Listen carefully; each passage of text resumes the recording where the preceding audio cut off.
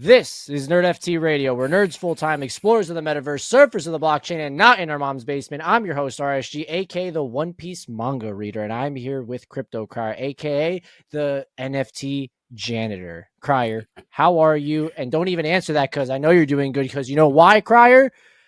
NFTs,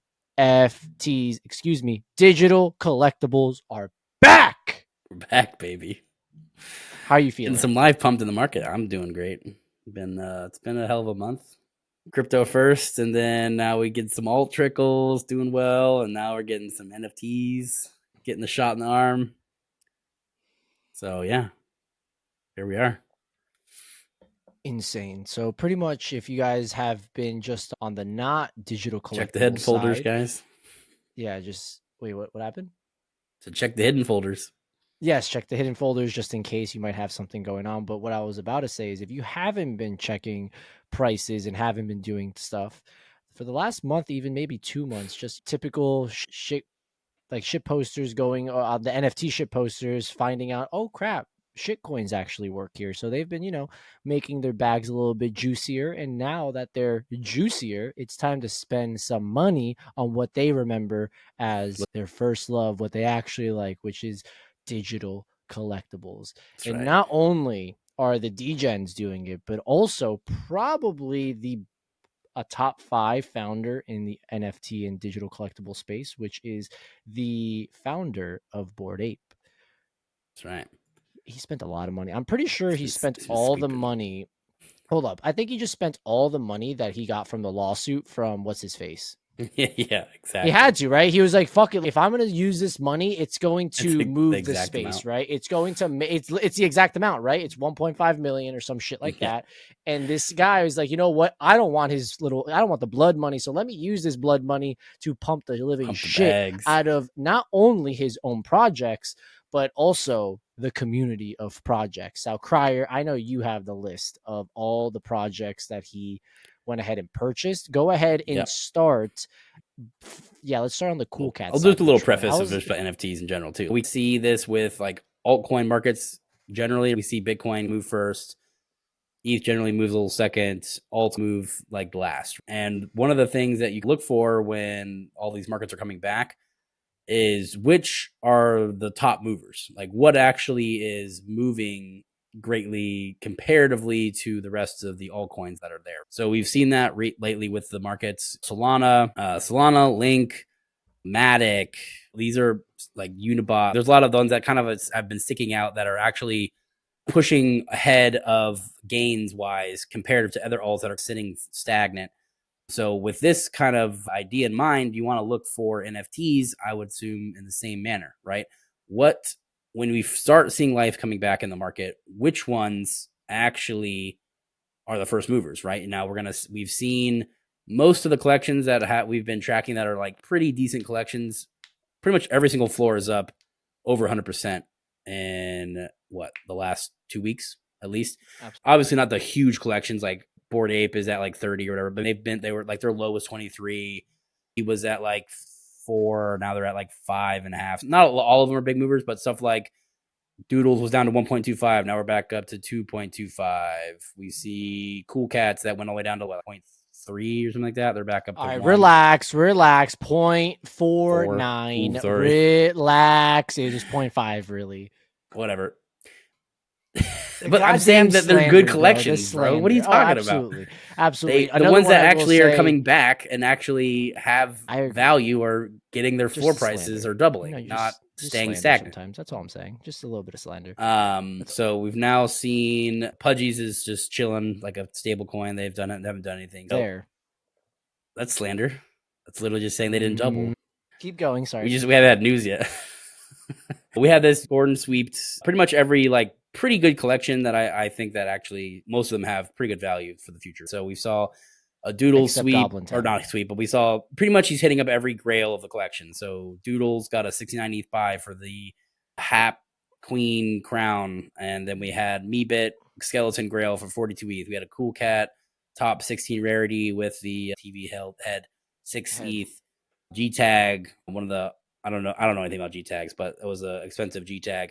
Wrecked Guy, Goblin Town, Chimpers, and then the Sappy Sea. Atom Bomb Squad, Dead Fellas, Pudgy Penguin, D-God, Sappy Seals, Cryptoads, CryptoPunk. So all these been sleeped over the last 2 days. Everything. Yes. Largest being CryptoPunk 600 ETH buy, which is pretty huge. It's, yeah, exactly.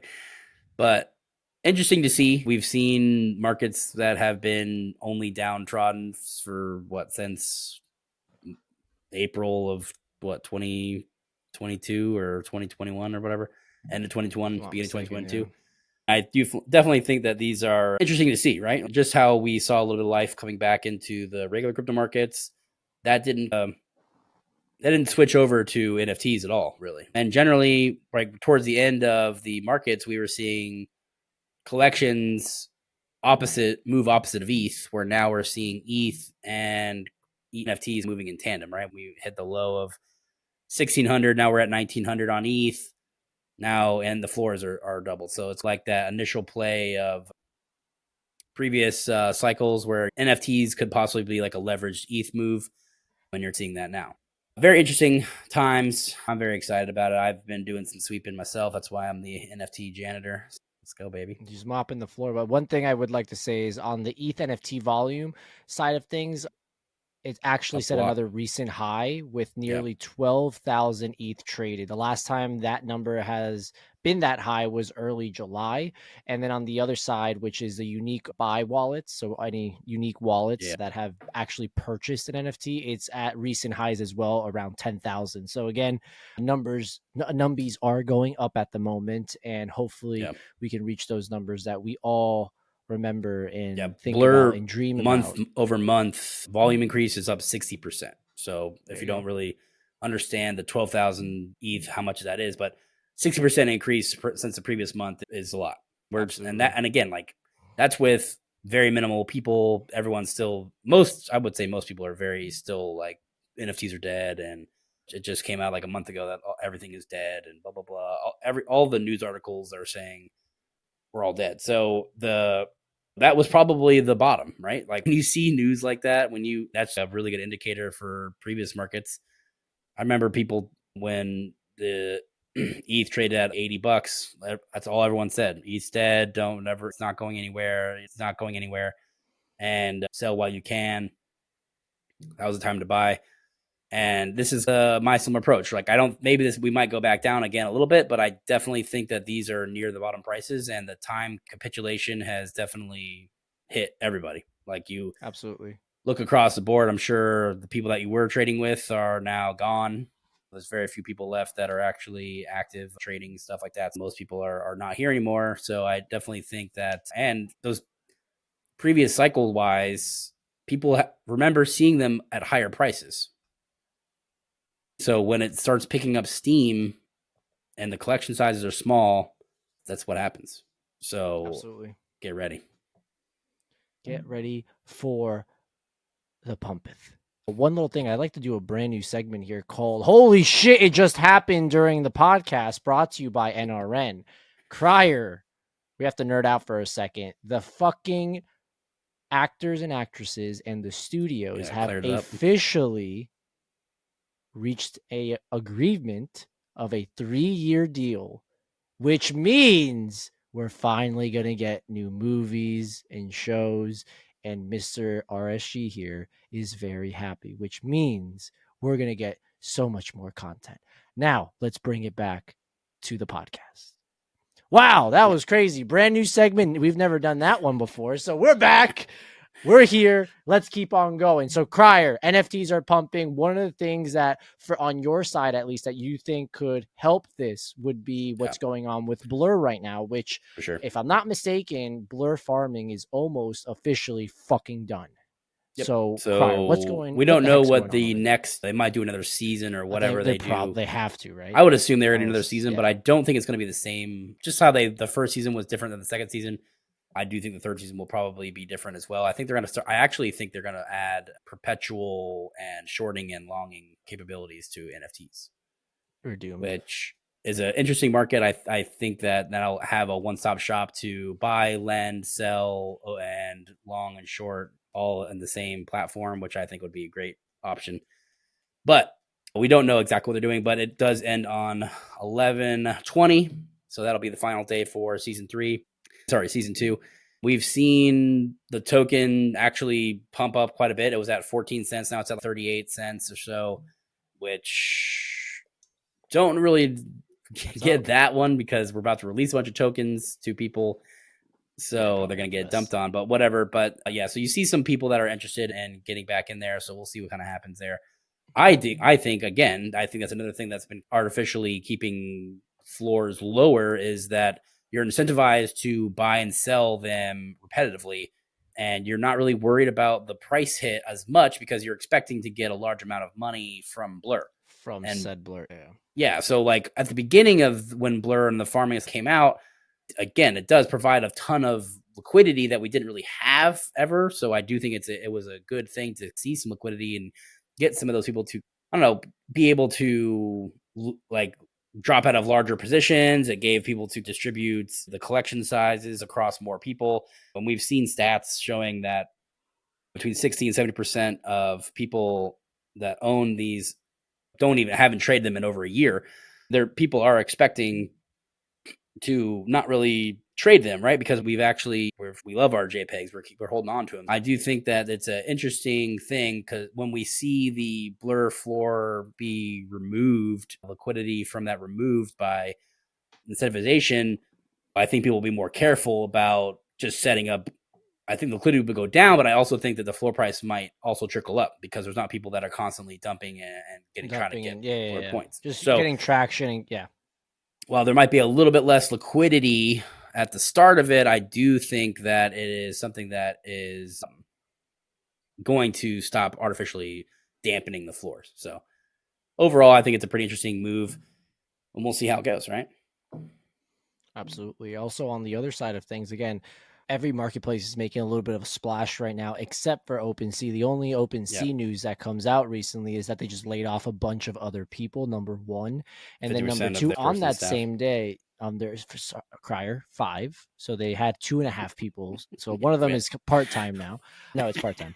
But what's going on the same day actually was that Magic Eden and Bored Ape Yuga announced that they're going to be in a partnership where there's going to be an actual marketplace that's going to 100% allow projects to have that royalty aspect actually stick with it. So we've seen in a lot of these marketplaces where all these projects, they have a set royalty, but unfortunately these marketplaces have allowed for the consumer, the individual, to say, hey, I actually don't want to pay these royalties, and you can actually literally pay zero to it. So one of the major funnels for a lot of these projects have been royalties, and that's what they've been expecting. And for the last, let's say, even 6 months to up to a year, they haven't been getting that type of revenue. And of course, it is pretty hard to go ahead and get other streams going when merchandise isn't doing its thing and they're not pumping out NFTs left and right, down the middle and everywhere all the time. We'll see how that affects it. Obviously, when we talk to a lot of founders on the podcast, as well as you guys over at NRP,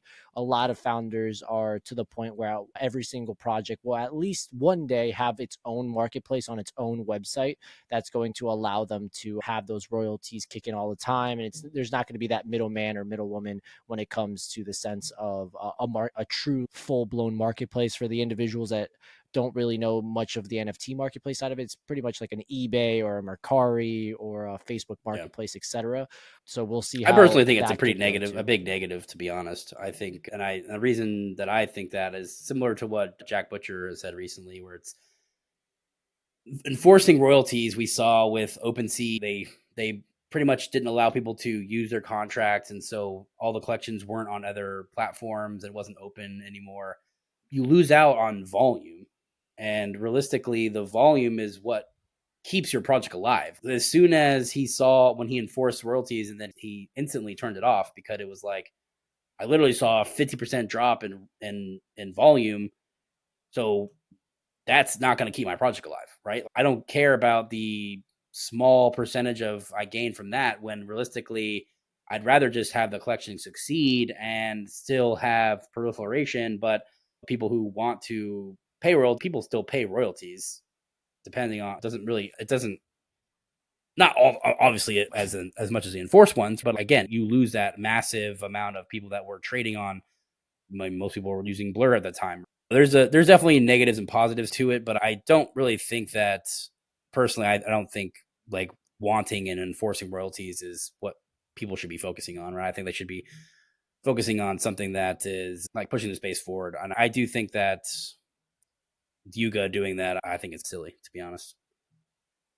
Hot take, baby. I actually had a conversation with some good friends over at NRN where they were saying the same exact thing. Why are we giving these massive companies and these massive marketplaces, et cetera, even more money when they've already made so much, right? So for the standpoint of maybe an individual artist, a one-of-one artist, a gen art artist, et cetera, the royalty aspect could work on that sense. But what do we really want to pay the royalty to an artifact, which is Nike, or Yeah, a Adidas where it's literally Adidas and things like that when they're getting so much from all these other things? So again, there is the pros, there is the cons. I love royalties. We've always talked about it, how this could be a form for a lot of companies that have that evergreen flow, cash flow of it.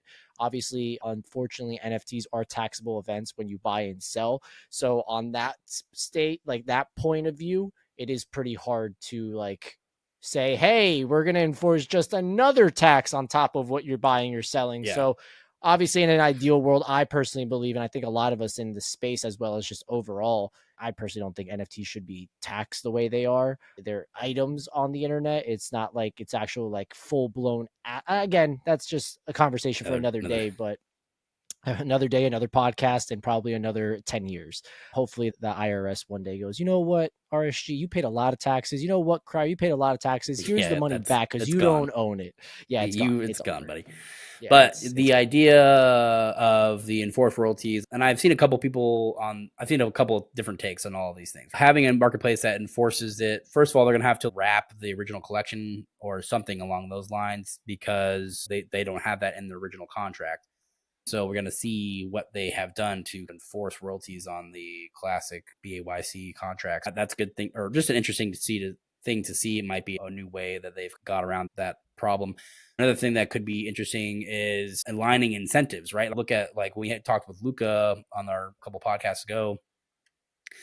He was talking about making sure that your incentives align with your collection, right? It's very much so a thing where you're like, if the people that are the original holders aren't really happy about it, then he's going to go back to the drawing board, see what's going on, see how he can fix it, see how we can get the holders back to interested or just not just being happy again. We got to see what they're the important part of this because they're your marketing arm, and I do think that's shown, right? Like that's literally probably one of the only collections that actually didn't go down in price this entire time.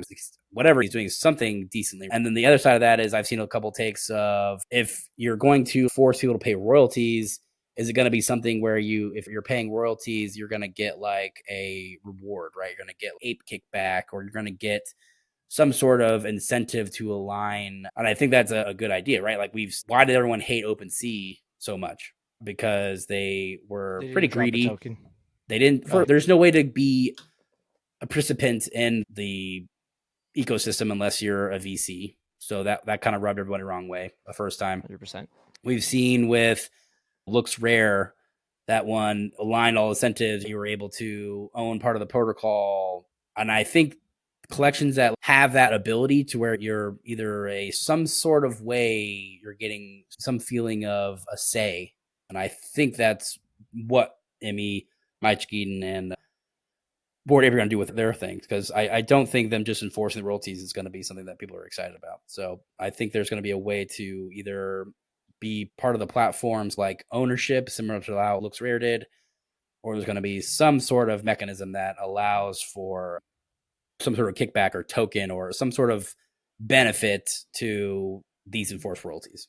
So we'll see. I will say that this is probably the best time for OpenSea to drop a freaking token because they're just losing market share in this whole thing like no other. It's wild to me how major OpenSea has been for the NFT community, and obviously it's still semi the go-to place, right? Even though Blur is probably doing even better numbers now, so really it's not, but It's definitely not. It's definitely not. definitely the Yeah, low. nuts, man. Like when insane we amount. first started, this was literally it. Like that was it. Nowhere else. And we saw Yeah. Looks Rare, then we saw Blur, then we saw even other marketplaces, X2Y2. But it's crazy to I mean, see it just a shows you how massive easy figure it is just to lose market share in this type of climate, right? yeah. Anyone can, you don't have, there's no difficulties in switching a platform. And switching your bank is incredibly hard. Like they literally set up banks to where it's hard for you to switch your bank, like on purpose. Wells Fargo has been fined billions of dollars for this exact reason, because they specifically target the person to be like, oh, set up this account, and then we'll have another savings account that does this, and then you have this other credit card that does this, and we'll set you up with this other thing. So they like force you, or not force you, but they are always hounding you to set up new accounts. And not anymore, because they got in serious trouble for it. But Oh, yeah. that's what their whole model was. It's why they grew so fast as a bank or whatever. And I think that's an interesting thing, because you don't want to spend like all day canceling 6 accounts to then go to somewhere else. That's a real pain in the ass. Where now with Web3, it's okay, unclick, don't sign this anymore. Now go to another one, sign it. Like your account is, we always say it's like, it's the ship that goes to different ports instead of being tied. It's much, much easier. You can just take your ship and go to a different port. You don't like it anymore, right? Your ship's got all your gold on it, and you don't want to do it, go back to that port anymore. You don't have to. And it makes it really easy. And we've seen that happen tremendously. Like the first one, we saw a huge dent in OpenSea with Looks Rare came out. Looks Rare didn't do that great of a job in providing new things. Like it was the same thing. The UI was the same, but not as good. Like there wasn't anything that made it so much better. So people actually stuck with OpenSea. And then we had X2Y2 do the same thing as Looks Rare. And then the only one that kind of changed it was Blur. They had an incentive program that made you loyal to them. And guess what? It worked tremendously. Like the points were worth, for how much they paid out and how much market share they gained of all this stuff for a very huge platform, peanuts compared to what they actually gained. But it's absolutely, yeah, very smart marketing scheme by them. And I think that is something that OpenSea just continually shoots himself in the foot. They have a community and they don't utilize it. And that's where Blur 100% utilized their community, right?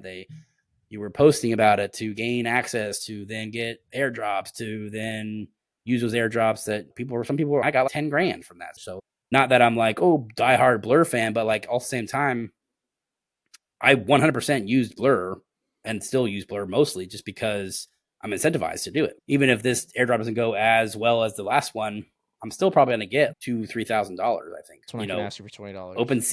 OpenSea has done none of this at all. And Looks Rare is back on that as well. Now they're doing a whole new season drop thing. They're now like they're a full aggregator, just how Blur was. Like that was the problem with Looks Rare, is you had to find, like you couldn't get the best prices on Looks Rare. That's why no one went to Looks Rare, because I don't want to pay an extra 0.1 for an item when I can just go to the fees and the user experience don't outweigh the floor price being 0.1 higher. So now when they're like, now Looks Rare is a full aggregator, it's the same idea, right? You can then, it's just like Blur. You can see Blur, OpenSea, Looks Rare, X2Y2 all on the same page. And I think with incentive programs, those things can shift very quickly, right? So Blur ending their season 2, if they don't have a season 3, we'll see someone probably, I think, if nothing is incentivized, we're going to see something like Looks Rare take over a little bit, because they're starting to do an incentivization program again with their point system too. Hear me out. This is the best time for OpenSea to drop a token to get everyone. Yeah, they're never going to do it. Yeah, it's over. If they ever do cry, I think we're gonna get some money on that side. That's for sure. I mean, they already said that they wanted those gems, the Genesis things they dropped. Those were their. You're welcome. Here you go. Yeah, here's some fucking gem that doesn't do anything or provide any value or do literally nothing. So you just wasted gas to. At least they weren't as bad. I actually sold it. It wasn't as bad as. I sold like 8. I just did all my Coinbase Marketplace. Hey, listen, at least you're not dead last, OpenSea. Congratulations. One thing I will say of OpenSea that I'm actually excited about is what they're doing with Wanderers, one of the projects that we've had on the podcast. Their brand new game, RAM, is coming out very soon. Just an overview of that. Just imagine Hades with really cool neon colors and everything to do with Wanderers. So if you haven't played Hades, I highly suggest playing it. That's on for me, Yeah, it looks like honestly, a a top. roguelike RPG type game. Yep. If you don't know what Hades is, so it definitely looks pretty interesting. The color, the responsiveness and gameplay look really cool. I think they for any other Web3 game that I've seen, they usually look pretty shitty. I'm pretty excited to try this one out for sure. Absolutely. And I will say the game is not called RAM. The game is called Wanderers, the game. So sorry about that, number one. Number Where'd two, you get RAM the from? that's actually what you're able to receive and what's going to be sold, if I'm not mistaken, on OpenSea as a drop. Obviously, if you do have Wanderers, you will receive it, some of them for free. But pretty much what RAM stands for is random access memories. It's a game mechanic that allows players to influence and invest in the unpredictable nature of rewards in Wanderers.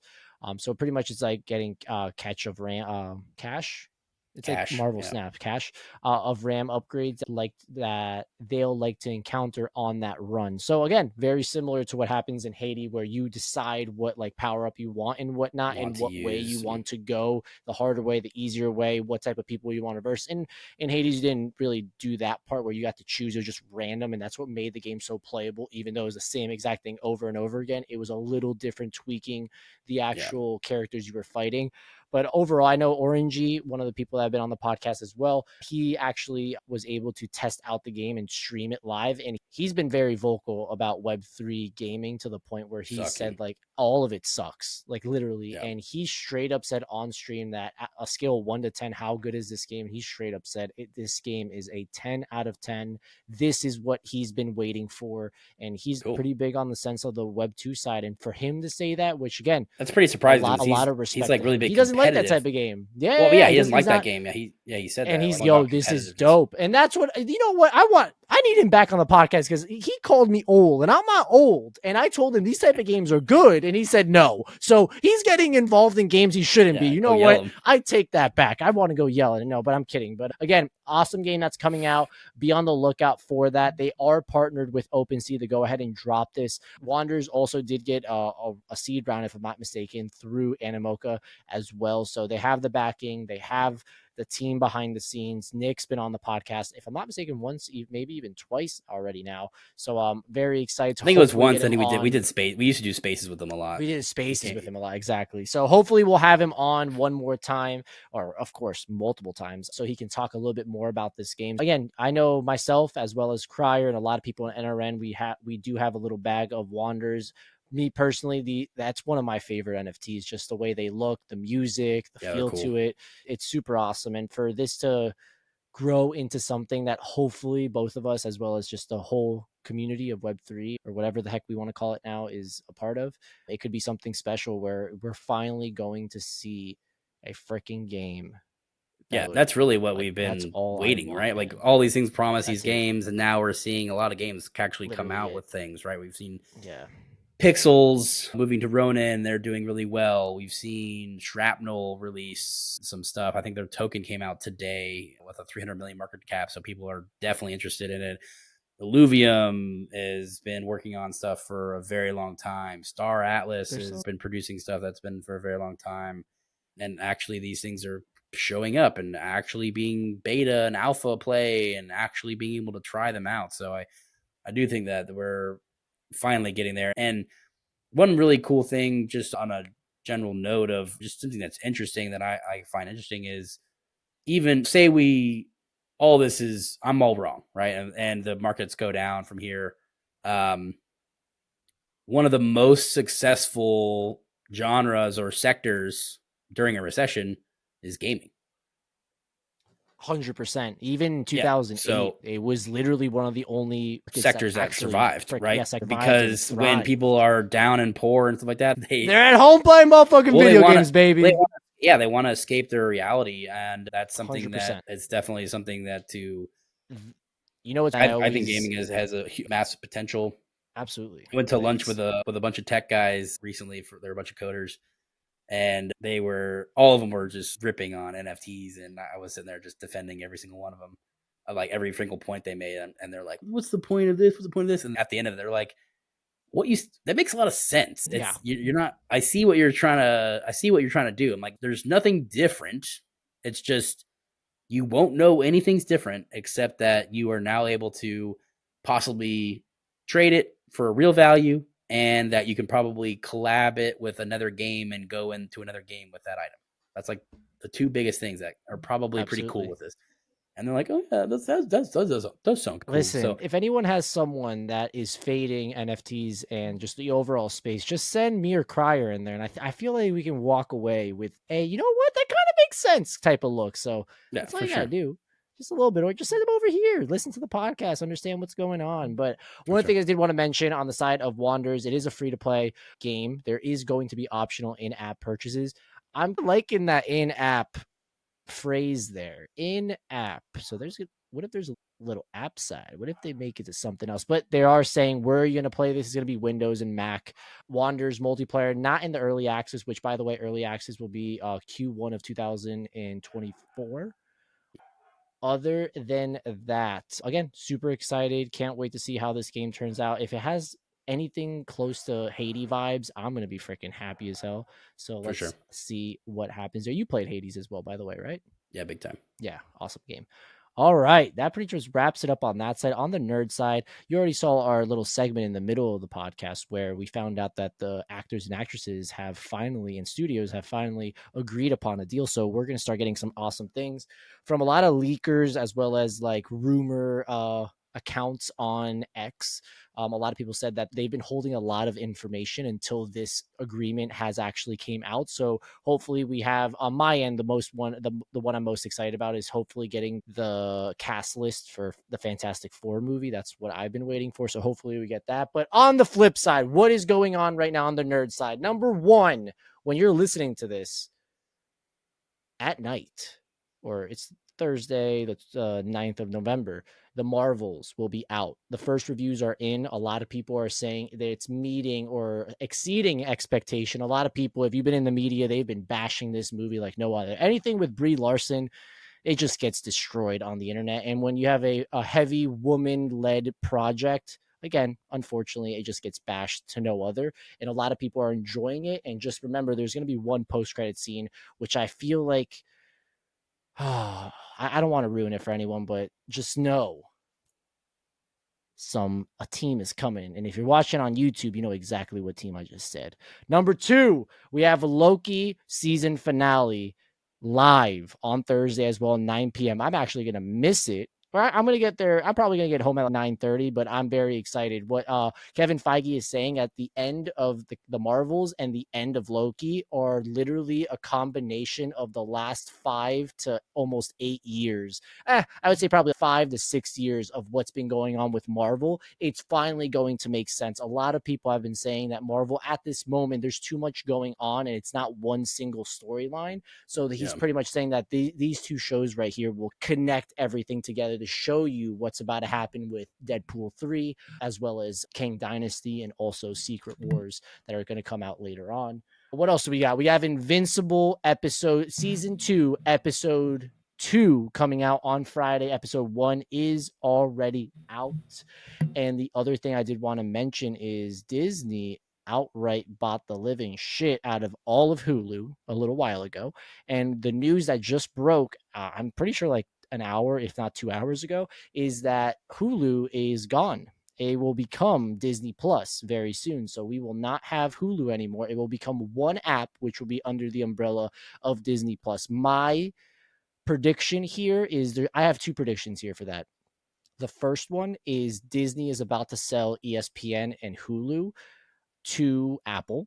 And my prediction number two is Apple is about to purchase Disney. If it's not this year, in the next 2-3 years, I could see that happening. A lot of people have said that if Steve Jobs was still alive right now, they probably would have already purchased Disney since he was so big. And he literally, if I'm not mistaken, he was the founder of Pixar. If I'm not, yeah, he was the founder of Pixar. A lot of really cool things might be happening very soon. But again, on the side of all those people that have been saying Marvel's dead, they're going the wrong direction.